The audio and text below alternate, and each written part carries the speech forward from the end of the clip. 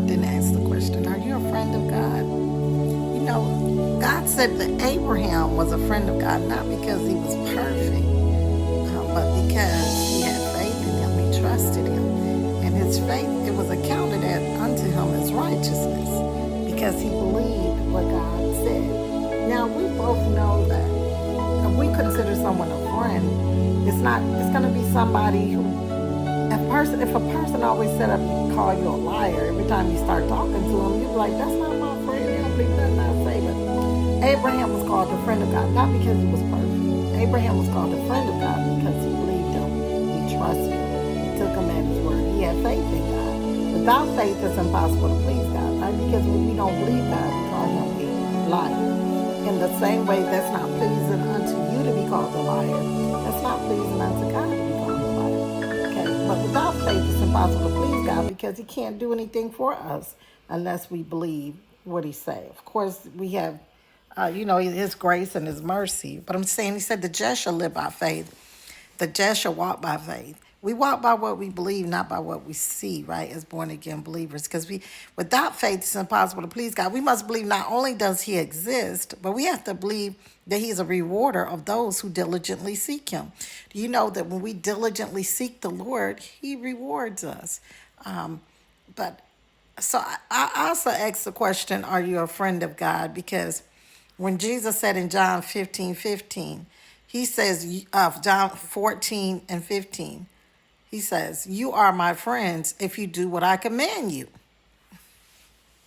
This is how we know. See, Abraham was willing to do what God asked him to do. He's going to sacrifice his only son. He said, you are my friend if you do what I command you, if you do what I tell you to do. Okay? So he said, no longer do I call you servants. For a servant does not understand what his master is doing, but I have called you friends, because everything I have learned from my Father, I have made known to you. So are you a friend of God?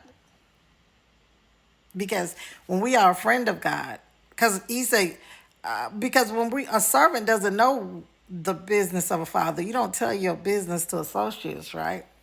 You tell your business to people you consider a friend, those who have a faithful spirit, those who are going to pray for you and not persecute you, those who are going to pray for you and not gossip about you, those who are going to pray for you and talk to you to your face and not behind your back, right? But he said, listen, I no longer call you a servant, because a servant doesn't know.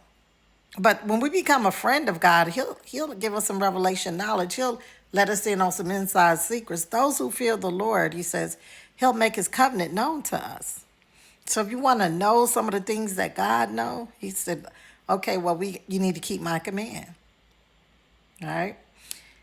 And then if you keep my command, then I consider you my friend. Keep my command, I'll consider you my friend.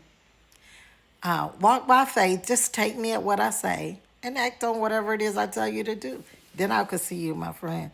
And I'll make my covenant known to you when you have reverence and respect and honor for me. I'll let you in on some inside secrets. I'll give you some revelatory knowledge. I'll give you some rhema word, not just logos, but I'll let you see behind the scenes. All right, I'm getting ready to end here. You guys, follow me here. Subscribe if you're on YouTube. It's free. Keep looking for the good in your day so you can see God's goodness all throughout your day. Leave your comment, like, share, whatever the Lord leads you to do. Be blessed.